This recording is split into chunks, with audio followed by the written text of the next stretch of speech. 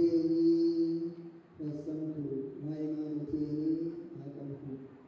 ሩጬን ጨርሻለሁ፣ ሃይማኖቴን ጠብቄአለሁ፣ የሕይወትን አክሊል አዘጋጅቶልኛል እቀበላለሁ ይላልና የተከበሩ አባታችን መልአከ አርያም ቆሞስ አባ ተክለ ሚካኤል የደብረ ሲና ቅዱስ ገብርኤል ቤተክርስቲያን ዋና አስተዳዳሪ፣ የዚሁ ቤተክርስቲያን የስብከተ ወንጌል ዋና ኃላፊ፣ የተከበሩ መጋቤ ሃይማኖት ቀሲስ ልዑል፣ የዚቹ ቤተክርስቲያን አገልጋይዋን መጋቤ ስብሐት ቆሞስ አባ በርናባስ፣ የዚቹ ቤተክርስቲያን አገልጋይና ዋና ጸሐፊ ርዕሰ ደብር ቀሲስ ሀብተ ማርያም፣ እንደዚሁም አሁን ቅዳሴውን ያከናወነልን ብዙ ብቁና ሲያገለግለን የነበረ ናይከ ሄራን ቀሲስ በኃይሉ፣ የሥራው ሃይማኖት ወጣት መንፈሳውያን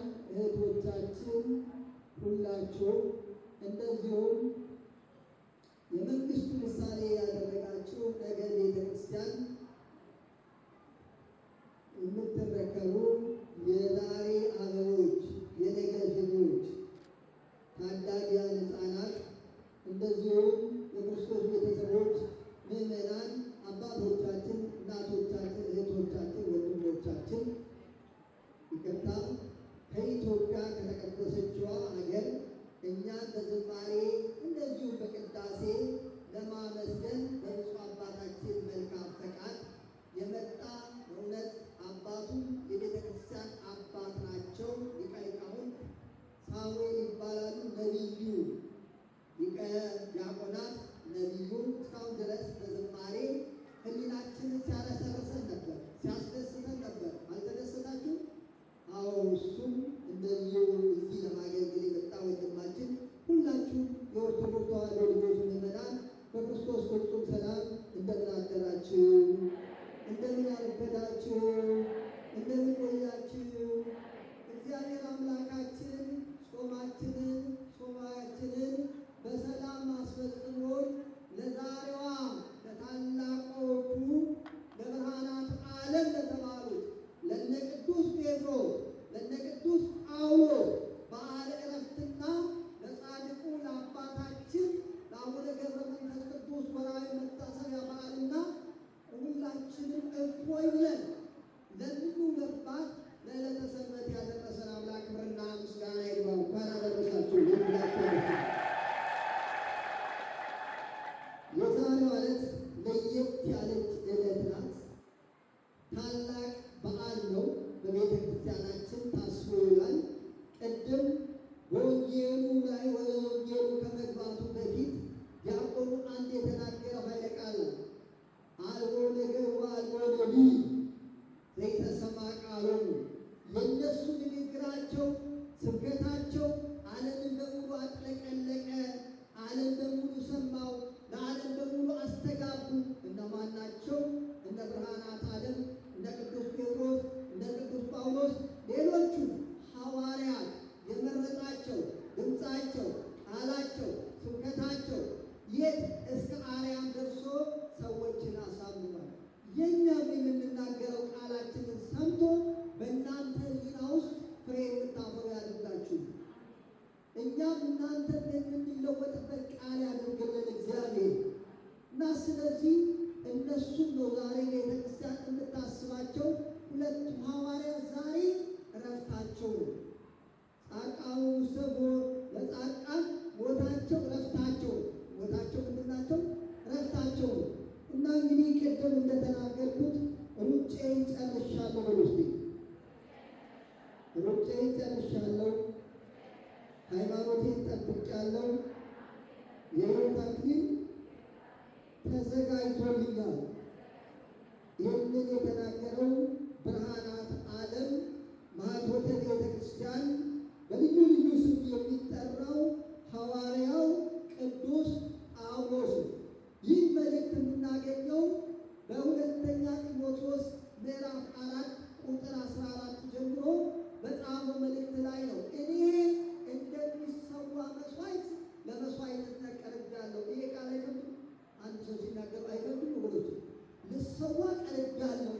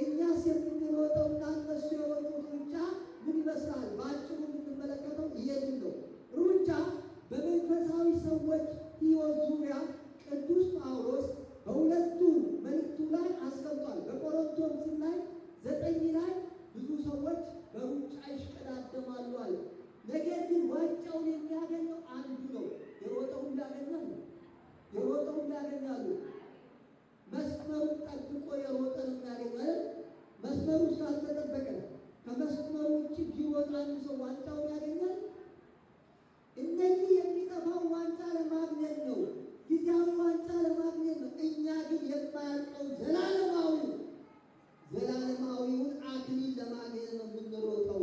ለመሮጥ ደግሞ እናንተም ደግሞ እንደኛ ይህን ክብር ለማግኘት ሩጡ አላቸው ለቆሮንቶስ ሰዎች። ምን በሉ? ተነስታችሁ እንዳትሮጡ አደራ። ይሄ የልብ ሩጫ ነው፣ መንፈሳዊ ሩጫ ነው፣ መንፈሳዊ እንቅስቃሴ።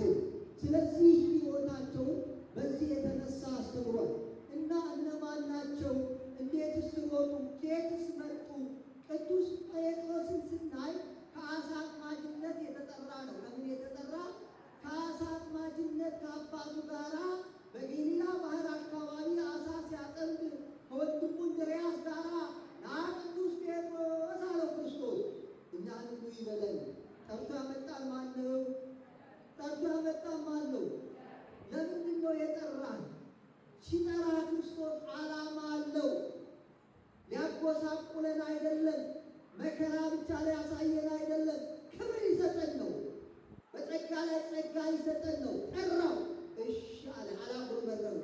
ና አሳ አጥማጅ አትሁን ከእንግዲህ በኋላ ሰውን አጥማጅ ሁን አለ። እንደ አሳ የሰዎች ሕይወት የሚሙለጨለጭ ነው። አሳ ታውቃላችሁ ማለት አካሉ ይሙለጨለጫል አይሙለጨለጭም? የሰው እንደዚህ ችለን እንደ አሳውን እንደምታጠን በወንጌል መረብ ሰዎችን አጥምድልኝ አለው። ሰዎች አጥማጅ አደረገው። እኛ ሰዎችን በነገር አጥምደን ከቤቱ ከማራቅ እግዚአብሔር ይጠብቀን። በወንጌል ሰዎችን የምናጠምድ ያድርገን። በቃሉ ሰዎችን የምናጠምድ ያድርገን። አጥምደን ወደ ቤቱ የምናስገባ፣ ወደ መንግስቱ የምናስገባ ያድርገን። ከዚህ በኋላ የወንጌል ሯጭ ሆነ። ለስጋዊ ሩጫውን ተወ፣ አሳውን ተወ፣ አባቱን ተወ፣ ሁሉን ነገር ተወ። ሰው እኮ ዛሬ መሮጥ ያቃተን ሁላችንም ሮጠን መጨረሻ ላይ ወደኋላ የሚመለሰው ያልተውነው ነገር ስላለ፣ ከወደኋላ የሚመልሰን ያልተውነው ነገር ስላለ ሁሉን ትቶ መከተል። ሩጫ ሰዎች ለመሮጥ ትቃለ የለም። ለመሮጥ እኮ ሰውየው አንድ ሀሳብ ካልሆነ ሀሳቡ ራሱ ከተመታተን መሮጥ ይችላል? መሮጥ ይችላል። የሀሳብ እንቅፋት ይሆንበታል። የሀሳብ መሰናክል ይሆንበታል። ስለዚህ ሀሳቡን አንዳደረገ፣ ዓላማውን አንዳደረገ፣ ወንጌልን ማገልገል ጀመረ። በወንጌል ሰዎችን ማጥመድ ጀመረ። እያጠመደ መጣ። ከዛም በኋላ የጠራው ክርስቶስ ማን አለው?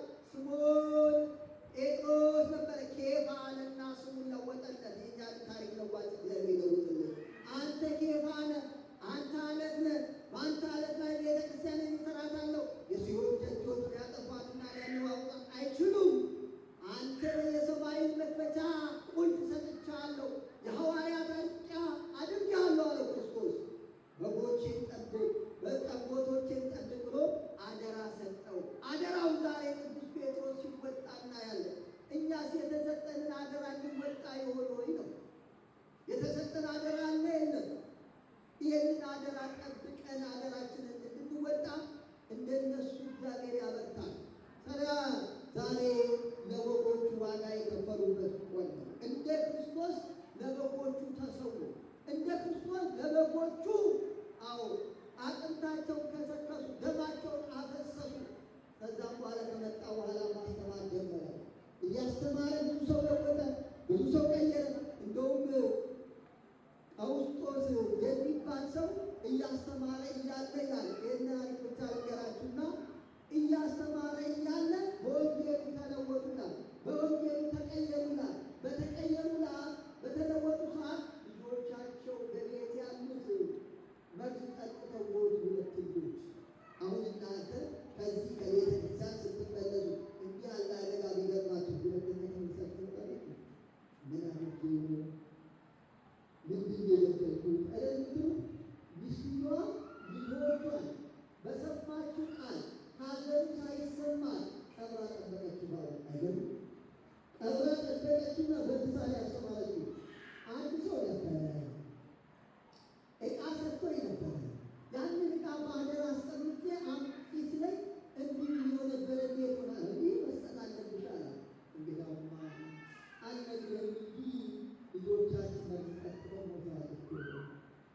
ይሄ የሰጠን እግዚአብሔር ነው። ማን የሰጠን? ማን የሰጠን? እግዚአብሔር ነው የሰጠን። ሞቷል። ወዲያውኑ እግዚአብሔር የቅዱስ ጴጥሮስ አምላክ የሞቱትን አስነሳላቸው። ክብርና ምስጋና ይግባው። አስነሳላቸው። አይዟችሁ አይዟችሁ ልጆቻችሁ እንደሞቱ አይቀርም አለና በድምፅ አሰምቶ በሌላ ድምፅ ልጆቹ ተነሱ። ደቀ መዛሙርቱ አደረጋቸው ላይ ቅዱስ ጴጥሮስ በውጡ። እንደዚህ ነው። ከዚህ በኋላ ብዙ አስተምረው ብዙ ወንጌል አፍርተው ብዙ ፍሬ አፍርተው ዛሬ እረፍታቸው ነው። ናቸው ነው በክርስቶስ የሞቱ ሁሉ መልሱ በስሙ የሞቱ ሁሉ እረፍታቸው ነው። ከድካማቸው ያርፉ ዘንድ ስራቸው ተከተላቸው ይላል ራዕየ ዮሐንስ ላይ። ስራቸው ይከተላቸው ዘንድ አረፉ ይላል። ከዚህ በኋላ ዛሬ እንግዲህ ስንጾም ቆይተናል አይደል?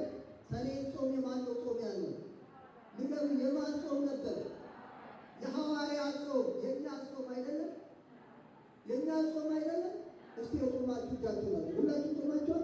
ጥሩ ነው። ካልጾማችሁ የዛሬዋን በዓል ማየት አትችሉም። ካልጾማችሁ የጾመ ነው የዛሬዋን በዓል ማየት ትችሉ። የዛሬዋን ደስታ ማየት ትችለው። ሐዋርያት ጾሙ። በጾም በጸሎት ይሄንን ስጋዊ ሕይወታቸውን አሸነፉ፣ ለነፍሳቸው አስገዙ። መንፈስ ቅዱስ ከወረደ በኋላ መንፈስ ቅዱስ ከለበሱ በኋላ ሆኑ እንዲያጠነክራቸው ጾም ጸሎት ያዙ ይላል። አያችሁ፣ ያለ ጾም ያለ ጸሎት ድል ማድረግ አይቻልም። ኃጢአትን ማሸነፍ አይቻልም። ሩጫን መግታት አይቻልም። ሯጩ እንዳያደክማቸው፣ ሯጩ እንዳያሸንፋቸው፣ ስጋቸው እንዳያሸንፋቸው፣ የዚህ ዓለም ጥቅም እንዳያሸንፋቸው እንዲቆሙ እንዲጸልዩ አደረገ። በዚህ በረቱ። ስለዚህ ከዚህ በኋላ ዛሬ ላይ እንግዲህ እረፍታቸው ነው። ሰፊ ነው ታሪካቸው። በዚህ በአጭር ሰዓት ተናግሬ መጨረስ እኔ አልችልም። ዓለም እንኳን ቢናገር አያልቅም። የሁለቱ ታሪካቸው ባጭር ባጭሩ ቅዱስ ጴጥሮስ ከዚህ በኋላ ካስተማረ በኋላ ከለወጠ በኋላ ቅዱስ ጴጥሮስ አንድ ፍርሃት ነበረበት። ይፈራል አይፈራም? ይፈራል አይፈራም? ቅዱስ ጴጥሮስ ሞትን እንደ ጴጥሮስ የሚፈራ የለም። ገባቸው። ክርስቶስ ሞታለሁ ሲል አብሬ ሞታለሁ አለ። ወዲያውኑ ምን ሆነ? ዶሮ ሳይጮህ 3 ጊዜ አለ። ያኛውን ወዲያውኑ ተጸጽቶ ንስሐ ገባ። ንስሐ ለሚገቡ ለሚመለሱ ሰዎች ቅዱስ ጴጥሮስ አርአያ ነው፣ ምሳሌ ነው። ከዛም በኋላ ትወደኛለህ ብሎ 3 ጊዜ ጠይቆ አወዷለሁ ካለ በኋላ በዚህ በዮሐንስ ወንጌል ላይ አንተ አለ ጎልማሳ በሆንክ ሰዓት፣ በሸመገልክ ሰዓት ሌላ ሰው ያስታጥቅሃል፣ ወደማትወደው መንገድ ትሄዳለህ። ወደማትወደው ያለው የዛሬዋ ቀን ነች። የዛሬዋ ቀን የማይወዳት የሚፈራት የሚሰጋት ሞትን ነበረና ዛሬ በኔሮ ቂሳር በሚባለው በጨካኙ ንጉሥ ሁለቱም ሕይወታቸው ያለፈበት ነው። ወደ እግዚአብሔር የተጓዙበት ነው። እንዴት ነው ስንል ቅዱስ ጴጥሮስ ገብቶ በሚያስተምር ሰዓት ተቃወሙት። ተቃውሞ የተነሱ እንግደልህ አሉት። ሌሎቹ ደግሞ ያመኑት ጴጥሮስ ከዚህ ሽሽ አሉት። ተውላችሁ ሩጫ ያችሁ ጀምሮ ነበረ። እኛም ጀምረን ወደ ኋላ ከመቅረት እግዚአብሔር ይጠብቃል። አዎ ከዛም በኋላ ወደ ኋላ ሊመልሱ ነው። ቅዱስ ጴጥሮስ እንወዳለን እባክህ ሊገሉ ነው። ስለሚገሉ አንተ ውጣ አምልጣሉ። እወጣለሁ ብሎ አምልጦ ሲሄድ ይላል ክርስቶስ መስቀል ተሸክሞ መጣ ሲል ይላል። አንተ አምላኬ እንዴ ቀራንዮ የተሰቀልከው አንተ አይደለም? አዎ አለኝ ጴጥሮስ። ታዲያ እንዴት ተሰቀላል? ማን ይሰቀል? ጴጥሮስ ፈርተህ እኮ እየሸሸ ነው ሞቴን አለ። በዚህ ምክንያት መጣና እኔ እንደ አምላኬ አይደለም እንደ ፈጣሪ የመጣው አይደለም ቁልቁል ስቀል ብሎ ቁልቁል የተሰቀለባት ዕለት ናት። የሕይወት አክሊል የተቀበለባት ዕለት ናት። ሩጫውን ጨርሶ የሕይወት አክሊል የተቀበለባት ዕለት ነው። ቅዱስ ጳውሎስ እንደዚሁ የመጀመሪያ ሕይወቱ ሥጋዊ ሩጫ ነበር የሚሮጠው። ቀናተኛ ነበር፣ ለወንጌል ቀና ነበር፣ ምሁረ ኦሪት ነበር፣ አስተማሪ ነበር። ስለ ቅዱስ ጳውሎስ ገድሉን ታሪኩን ከመጀመሪያ ጀምሮ በግብረ ሐዋርያት ምዕራፍ 9 ጀምሮ እዩት። ማነው የመጀመሪያ ስሙ? ሳውል። ስጦታ ማለት ነው። ጳውሎስ የተባለው በኋላ ነው።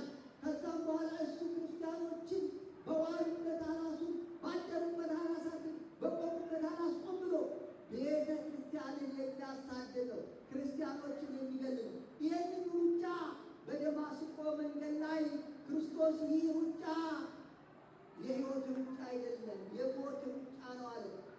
ነፍስን ለማጥፋት የሚሮጡ ዛሬ እንደ ቅዱስ ጳውሎስ የለውጣቸው መንገድ ላይ ቆሙት።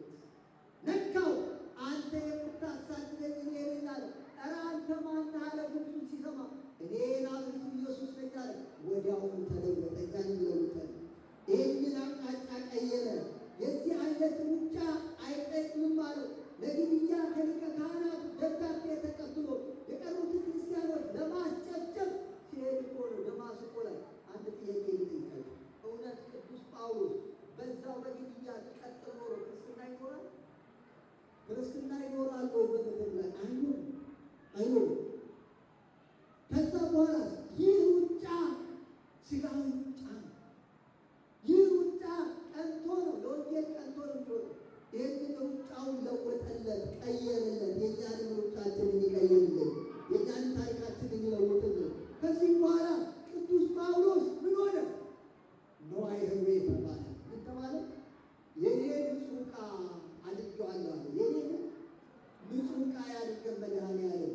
የእሱ አገልጋዮች አድርገን የኔ አገልጋይ ነው አለ። አናንያ እንኳን ወደሱ ሄደ አስተምር ሲለው ፈርቶ ነበረ፣ ደንግጦ ነበረ ይላል። ስለዚህ ቅዱስ ጳውሎስ 14 መልእክታትን ጻፈ። በእጅም በጽሑፍም በአንደበትም ብዙ አስተምሮ ዓለም የመጨረሻ ዓለም አልቆ የሚባለው በወንጌል አገልግሎት ብዙ የደከመ ሐዋርያው ቅዱስ ጳውሎስ ዛሬ ለእናንተ እዚህ ጋር ቆመን የምንናገረው እነሱ የቆሙበት መድረክ ነው። አብሶ እኛ መምህራን ይህ መድረክ የማን ነው? ብዙ ዋጋ የተከፈለበት የቅዱስ ጳውሎስ መድረክ ነው። ያዕቆብን አምላክ ክብርና ምስጋና ይቀርብለት። እነሱ ወደ መቃብር ከቶ እኛን እነሱ በቆሙበት ላይ አቆመ። ይሄ ራሱ እኮ የእሱ ቸርነት ነው። አንበጥናቸው። ጭብጨባው ምስጋናው ለእነሱ ነበረ። ወንጌልን ያስፋፉ እነሱ ናቸው። ዛሬ የቤተ ክርስቲያናችን ታላቅ ሐዋርያት፣ ዛሬ እኛ የከበርንበት፣ እኛ የበለጸግንበት፣ እኛ በስጋችንም በነፍሳችንም የተጠቀምንበት ወንጌል በእነሱ ነው ለዓለም ሁሉ የተሰራጨው። ስለዚህ የሩጬ ጨርሻለሁ፣ ሃይማኖት እጠብቃለሁ። ቅዱስ ጳውሎስና ቅዱስ ጴጥሮስ ተገናኙ ሮሜ አደባባይ ላይ። ጨርሻለሁ። ሙቀትም አለ። ሙቀቱ ራሱ አንድ ፈተና ነው አይደል? እና ስለዚህ ያው አየሩ ለምደነው እግዚአብሔር ያለማምደናል። ስለዚህ ከዚህ በኋላ ምን ሆነ? ቅዱስ ጳውሎስና ቅዱስ ጴጥሮስ ተገናኙ። ቅዱስ ጴጥሮስ ፈርቶ ነበረ።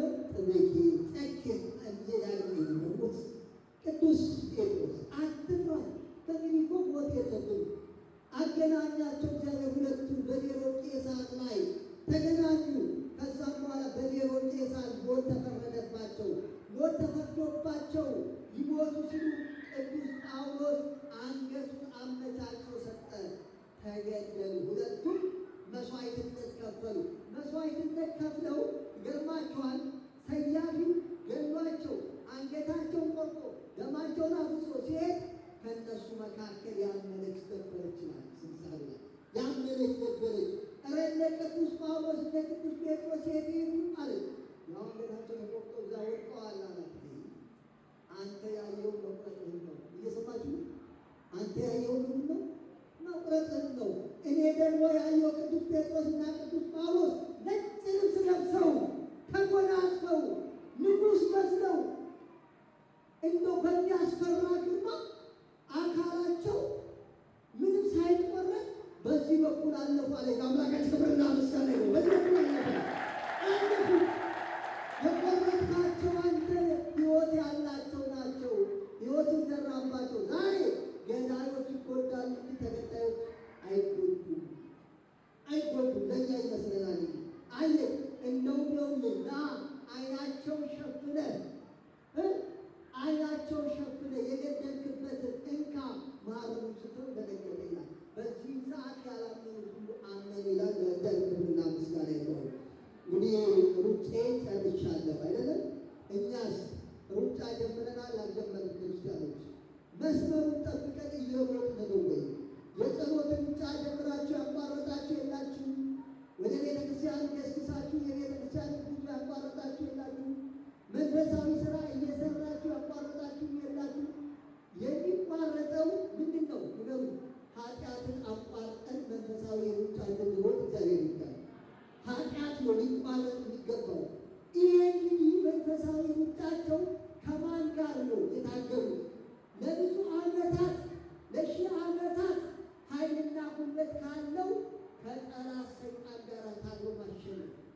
ይከብዳል አይደል? እኛ ዛሬ አላስወጥ ያለ ምንድን ነው? ዘረኝነቱ አላስወጥ አይደል?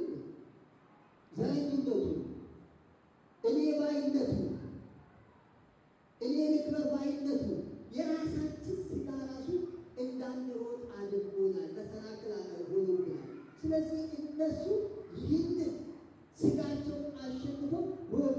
ሃይማኖቴን ጠብቄአለሁ፣ የሕይወታችን ትቀዳጃለሁ። ሰው እየሮጠ የሚያገኘው መስመሩን ጠብቆ ነው ብያለሁ። ጸሎት አሁን የጾም ጸለናል አይደለም? መስመሩን ጠብቀን ነው ወይ የጾም ነው? ከበቃል ከቂም ተለይተን ነው ወይ የጾም ነው? ከጥላቻ ተለይተን ነው ወይ የጾም ነው? ከእርስ በርስ ግጭት ተለይተን ነው ወይ የጾም ነው? ከተለይነት ጸድተን ነው ወይ የጾም ነው? ከሐሜት ጸድተን ነው ወይ የጾም ነው? ነው ያ ከሆነ ዋጋ አለን ማለት ነው። ያ ካልሆነ ግን እንመለስ። ሃይማኖቴን ጠብቄአለሁ። ሃይማኖታችንን ጠብቀን የሃይማኖታችንን ስርዓቷን፣ ዶግሟን፣ ቀኖናዋን ከመስመሯ ሳንሮጥ እንደነዚህ ሐዋርያት እንድንሮጥ እግዚአብሔር ይርዳን። ሩጬን ጨርሻለሁ፣ ሃይማኖቴን ጠብቄአለሁ። የሕይወት አክሊል ተዘጋጅቶልኛል። ለእኔ ብቻ አይደለም፣ እሱ እንደሚጠባበቁ ተስፋ ለሚያደርጉ ይሰጣቸዋል። ወገኖቻችን እንግዲህ እነዚህ ሐዋርያት ብርሃናት ዓለም ዛሬ የቤተ ክርስቲያናችን ማኅቶት፣ ዛሬ ቤተ ክርስቲያናችንን ያሸበረቁ፣ ቤተ ክርስቲያናችን ያደመቁ፣ ለቤተ ክርስቲያናችን ብርሃን የሆኑ ማኅቶት የሆኑ ጸዳል የሆኑ አልጫውን ዓለም ያጣፈጡ፣ ጨለማውን ዓለም ያበሩ ሐዋርያት ያረፉበት ነው። እኛ ምን ሰርተን እንለፍ? ማለፍ አለ የለም? መሞት አለ የለም? መሞት አለ የለም? እነሱ ሞተዋል። ስራቸው ግን ሞቷል። ስራቸው ሞቷል። እየተጠሩ ያሉ በሕይወት እኮ ነው፣ በስራቸው እኮ። እኛም በሚሞተው ስጋችን፣ በሚፈርሰው ስጋችን የማይሞት ስራ ልንሰራ ያስፈልጋል። እነሱ አረፉ ብቻ አይደለም። እኔ እስከ ማረፍ የቤትን ሃይማኖቴን ጠብቄአለሁ ወይ? እምነቴን ይዣለሁ ወይ? በእምነቴ ጸንቻለሁ ወይ? እስከ መጨረሻው በቤቱ ያጽናል። እስከ መጨረሻው በዚህ ሃይማኖት ጸንተን እነሱ የሮጡትን መንፈሳዊ ሩጫ፣ ስጋዊ ሩጫውን ትተን መንፈሳዊ ሩጫ ሮጠን እንደነሱ በአይስቹ በኦርቶዶክስ ተዋሕዶ ሃይማኖታችን ጸንተን ተጋለን ሁላችንንም ከነ ማኅተባችን ለክብረት ያብቃን። ያስጀመረን አምላክ በመንፈሳዊነት ያስፈጽመን። አንድ በጣም የሚባል ምንባል የጻድቃንን ሞት በልሱ ለእኔ አድርግልኝ፣ ፍጻሜያቸው ለእኔ ይሁን፣ ሞታቸው ለእኛ ያደርግልን